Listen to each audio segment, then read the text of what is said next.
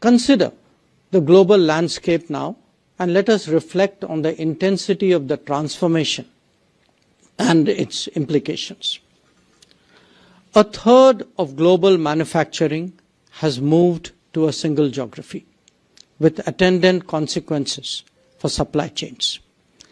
There is rising anti-globalization sentiment in many societies.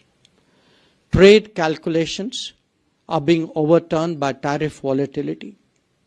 The global energy scenario has changed profoundly, with the US becoming a major fossil fuel exporter and China a key renewable one. There are competing models on the harnessing of data and the evolution of artificial intelligence which jostle with each other. Big tech has become a significant player in itself. New routes of connectivity are emerging, some of them with a strategic purpose. The mobility debate seeks to reconcile skills, demand, and social reactions to them. The application of sanctions, the seizure of assets, the advent of crypto, they have all today changed the face of global finance. Competition for rare earths and critical minerals has become visceral, even as technology controls have further tightened. The quality of weaponry and the nature of war itself has been transformed, making it more standoff, more impactful, and definitely more risk-prone. Now, the strategic consequences of such deep change across a broad swath of human activity occurring in such a short time frame is surely very profound. We see an erosion in sovereignty facilitated by tech penetration and manipulation. Global rules and regimes are being revisited and at times even discarded. Cost is no longer the defining criteria for economic transactions. Ownership and security are equally so. End-to-end risks are rising, beginning with the concentration of production, moving through limited supply chains, and then to the dependence on key markets. Alliances and understandings are being reviewed and renegotiated. A belief in balance of power is being replaced with actions based on margins of power.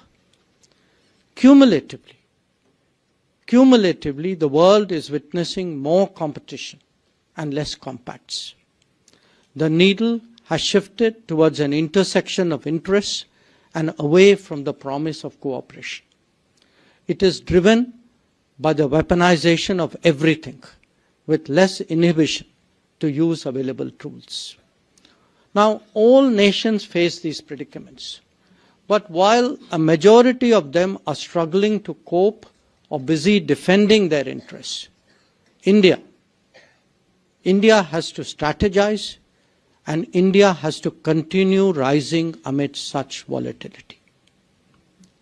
Friends, the challenge for analysts and practitioners alike is to accurately read this complex and evolving landscape. Only then can we figure out how best India can calculate and respond. Now, this is by no means a defensive stance. We have to safeguard our interests and yet continuously advance up the global hierarchy. We have to de-risk our exposures and engagements and yet take risks when necessary. We have to appreciate that interdependence is both a stabilizer and at the same time a vulnerability. And the world is all about being on the positive side of that ledger. From India's perspective, three driving forces of demand, of demographics, and of data will propel its rise. While this is naturally a domestic agenda, the foreign policy implications are to weigh the pros and cons of our choices.